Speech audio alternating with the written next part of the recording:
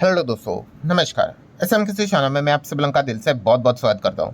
दोस्तों, इस वीडियो में हम लोग बात करने वाले दो बहुत ही इंपॉर्टेंट अपडेट्स के बारे में। बहुत ही ज़्यादा इंपॉर्टेंट है।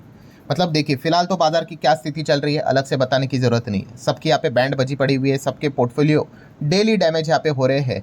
अच्छी बात बस इतना ही है कि कल मार्केट बंद है, ठीक है, इसलिए पिटाई नहीं होगी। बट परसों खुलेगा तो वापस हर किसी को पता ही है कि सिचुएशन जिस हिसाब से चल रही है, पिटाई होना तय ही है। परसों भी नरसों भी वही चलेगा।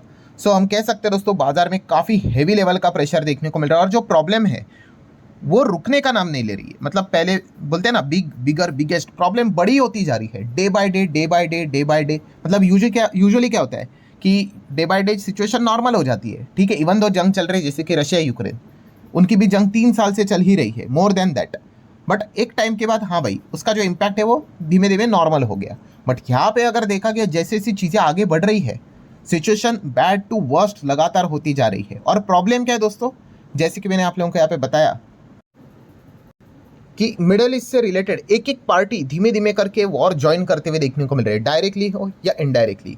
शुरुआत तो इन तीनों से ही हुई थी, आप सभी लोगों को पता ही है। एंड अटैक तो इनके डे बाय डे बढ़ते ही जा रहे हैं। अभी इसके पहले वीडियो में भी जैसे मैंने आपको बताया कि ईरान ने तो सऊदी के बेस के ऊपर, ऑब्वियसली अमेरिका के जो बेस थे उन्हीं के ऊपर ज़बरदस्त अटैक कर दिया, ठीक है। एंड इसी चीज़ के सिर्फ जेट्स के ऊपर नहीं, उनके जो रडार भी थे वो भी डैमेज करवा दिए। ये पिक्चर्स तो काफ़ी पॉपुलर यहाँ पे हो रही है।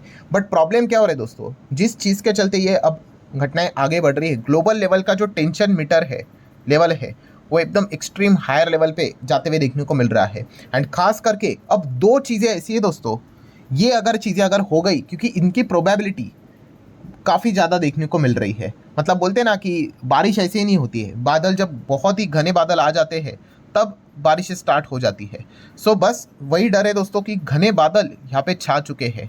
और ख़ास करके दो ऐसे पॉइंट है दोस्तों, जिन चीज़ों को लेकर अब ग्लोबल मार्केट में प्रेशर एक्सट्रीम हायर लेवल पे जा चुके हैं कि अगर ये चीज़ें हुई, अगर ये घटनाएं हुई, तो फिर स्थिति काफ़ी गंभीर हो सकती है। और मैं अननेसेसरी डराने की बात नहीं कर रहा हूँ भाई, सिचुएशन ही ऐसी होती है, ठीक है। तो ये दो पॉइंट्स कौन से, वही मैं आपको बताना चाहूँगा। पहला वाला जो पॉइंट है दोस्तों, देखिए जैसे कि आपको बताइए, स्ट्रेट ऑफ हॉर्मुज़, ये तो हम लोगों ने देख लिया कितना इंपॉर्टेंट है। इसी चीज़ के चलते क्रूड आप देख सकते हो 60 का ऑलमोस्ट आप डबल ही पकड़ लो, 120 के करीब आ गया।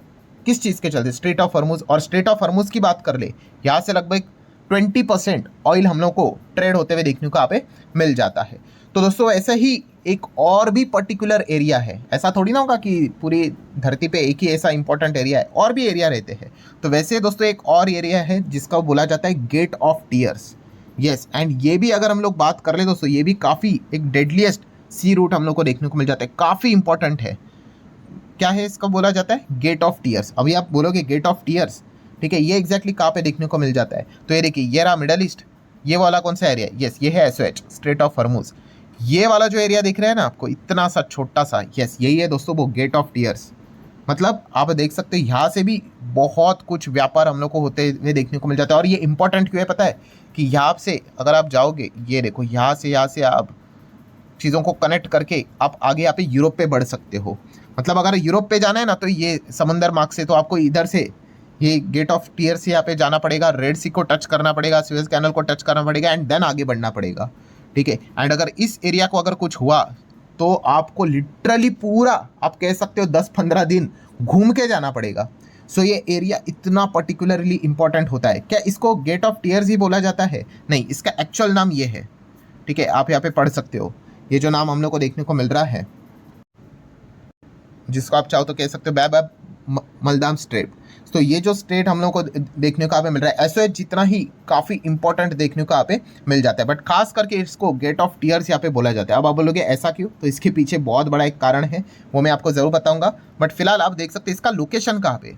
ये 3 खास करके जो कंट्रीज एरियाज जो देखने को मिल जाते हैं, उसके बीच से गुजरता है, ठीक है। उनमें से 2 तो अफ्रीका में आ जाते हैं, ये जो आपको नाम देखने को मिल रहा है वो। और जो ये एक है येमेन, ये काफ़ी इंपॉर्टेंट है, इसको याद रखना, क्योंकि यही आगे रोल इंपॉर्टेंट प्ले करने वाला है। तो आप देख सकते हैं जो एरिया देखने को मिल रहा है, कितना है, 26 से 23 किलोमीटर, इतना ही हम लोग को वाइड देखने को यहाँ पे मिल रहा है। और एक किसको कनेक्ट करता है, सुएज कैनल। जैसे मैंने कहा, ये बहुत ही इंपॉर्टेंट है। सुएज कैनल अगर देखा गया, ये देखो ये लिखा हुआ है ना सुएज कैनल। अगर आपको लंदन जाना है फॉर एग्जाम्पल, मुंबई से, यहाँ से होके आप यहाँ से एकदम जल्दी से निकल सकते हो। एंड अगर वैसा नहीं तो आपको पूरा गोल घूम के जाना पड़ेगा, वो भी मैं आपको आगे बताऊंगा। पर दोस्तों अगेन में जैसे आपको बोला ना कि गेट ऑफ टीयर्स क्यों बोला जाता है, तो इसका इंपॉर्टेंस आपको समझना पड़ेगा। सो दोस्तों इसका इंपॉर्टेंस, जैसे कि एसओएच की बात कर ले, स्ट्रेट ऑफ हॉर्मुज किसके लिए इंपॉर्टेंट है? सिर्फ ऑयल के लिए, बराबर। ये सिर्फ ऑयल के लिए नहीं है, ये ऑयल के साथ साथ और भी अलग अलग चीजों के लिए इंपॉर्टेंट है, जैसे कि 10 से 12% आप देख सकते हैं ग्लोबल ट्रेड, दुनिया की ट्रेड इसी स्मॉल एरिया से हर साल गुजरता है। पूरे दुनिया का ग्लोबल ट्रेड की मैं बात कर रहा हूँ दोस्तों, जो सामान आते जाता है ना, 10% यही से पास यहाँ पे हो जाता है। देन ऑयल एंड गैस के लिए भी ये एक चेक पॉइंट का रोल यहाँ पे प्ले करता है। मतलब कितना? तो ग्लोबल ऑयल का भी 10 से 12% शेयर इस पर्टिकुलरली ये इत्तुसा जो ट्रेड हम लोग को एरिया देखने को मिल जाता है वहाँ से होता है।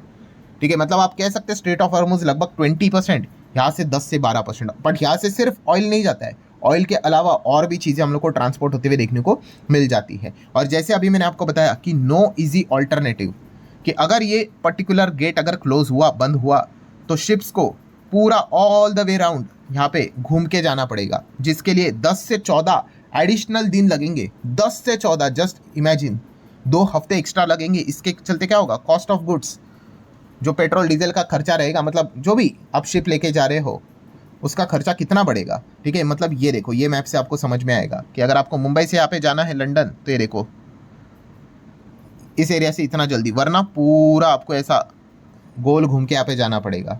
सो ये पर्टिकुलर जो एरिया है वो कितना इंपॉर्टेंट है आप अंदाज़ा लगा सकते हैं। आई नो काफ़ी लोग बोल रहे होंगे सर ये थोड़ी ना ज्योग्राफी की कोई क्लास चल रही है, इतना तो पता चल गया कि ये जो पर्टिकुलर एरिया है वो क्या है, इंपॉर्टेंट है, बट इसका स्टॉक मार्केट के साथ क्या संबंध है? तो दोस्तों डायरेक्ट संबंध है, क्योंकि ये जो एरिया अभी जैसे मैंने आपको बताया, ये जो यमन है, ठीक है, एंड यमन में ये जो खास करके ये वाला जो साइड हम लोग को देखने को मिल जाता है, ये किसके कंट्रोल में रहता है?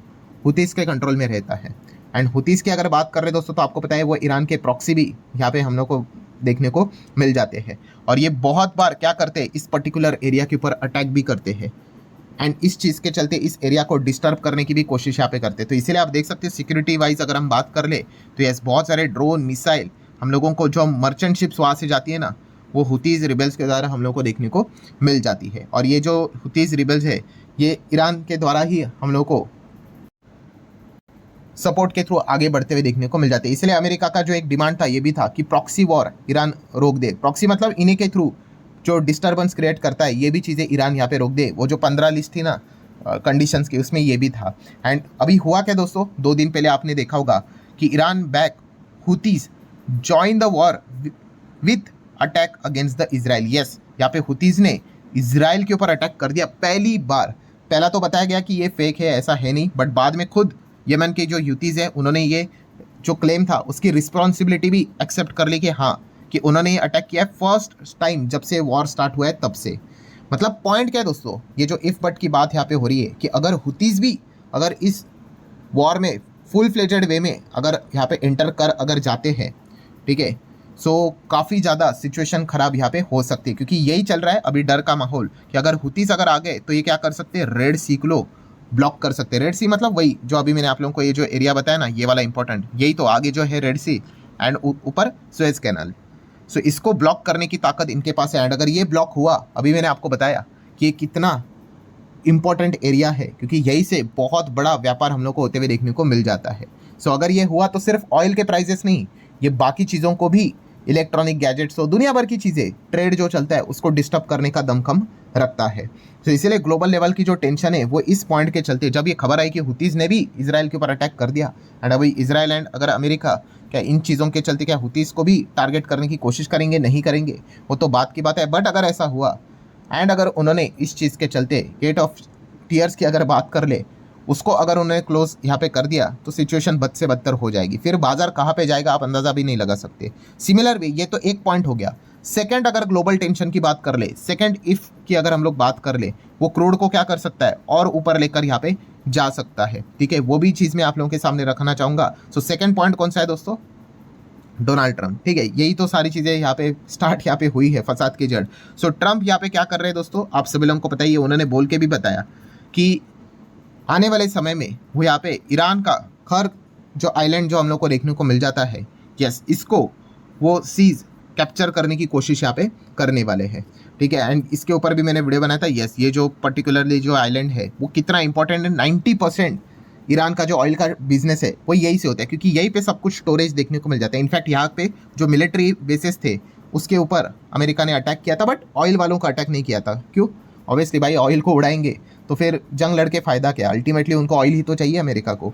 सो पॉइंट यहाँ पे क्या है दोस्तों, कि अगर आपको यहाँ पे खर्ग आइलैंड को अगर कैप्चर यहाँ पे करवाना है, सो वो ऐसा ही होगा नहीं, आपको ग्राउंड लेवल पे ही इन्वेजन यहाँ पे करना पड़ेगा। एंड फिलहाल आप देख सकते हो अलग अलग खबरें भी सामने आ रही है। वॉशिंगटन पोस्ट की भी बात कर ले तो उन्होंने भी ये चीज़ें बताई है। 3,500 मरीन्स मिडल ईस्ट में हम लोग को डिप्लॉय होते हुए देखने को मिल चुके हैं, एंड प्लस 50,000 ट्रूप्स हम यहाँ पे कह सकते हैं री इन्फोर्समेंट के लिए भी रेडी होते हुए देखने को मिल चुके हैं, जो कि 20 साल का सबसे बिगेस्ट बिल्डअप हम लोग को देखने को मिल रहा है। मतलब ये जो घटनाएं हो रही है मिडल ईस्ट में, ये ऐसी थोड़ी ना हो रही है कि इतना ज़्यादा ट्रूप किस चीज़ के लिए जा रहा है।